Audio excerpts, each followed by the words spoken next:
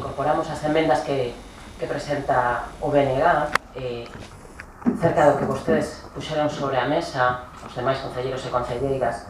Nós non creemos que esta sexa unha moción oportunista, efectivamente creemos que é unha moción ben oportuna, desgraciadamente. Sinalaba antes os acontecementos de nada máis que onte, arrincando os nomes das placas dos fusilados e fusiladas no cementerio de Madrid. Con respecto ao Partido Popular, bueno, claro que se deron pasos adiante na cidade de Vigo, só faltaba que non se borrase en absoluto a presenza de 40 anos de ditadura.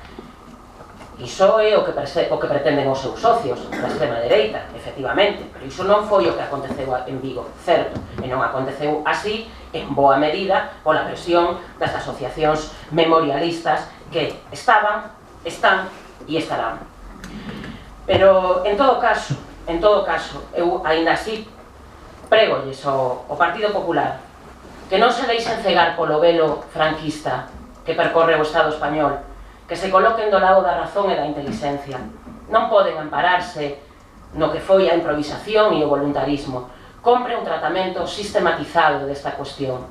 Unha oficina polo tratamento da memoria histórica é o que teñen, como digo, numerosos concellos. Con respecto ao Partido Socialista, non é cuestión de emoción nin de vehemencia, non. Efectivamente, falei na moción de rigor e de tratamento científico desta cuestión.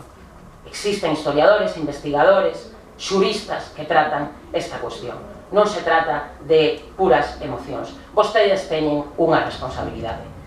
Non pode ser, señores e señoras do Partido Socialista, que se vai a tumbar antes o monumento franquista á Cruz dos Caídos, antes ca este que se fixo na súa imaxe e semellanza. E, sobre todo, non pode ser que vai a caer antes a Cruz dos Caídos de Madrid debido á súa oposición a tumbar a de Vigo, porque estarían representando vostedes, efectivamente, a traición a miles de republicanos e de socialistas e de demócratas que cargan aínda hoxe sobre os seus ombros a violencia deste monumento.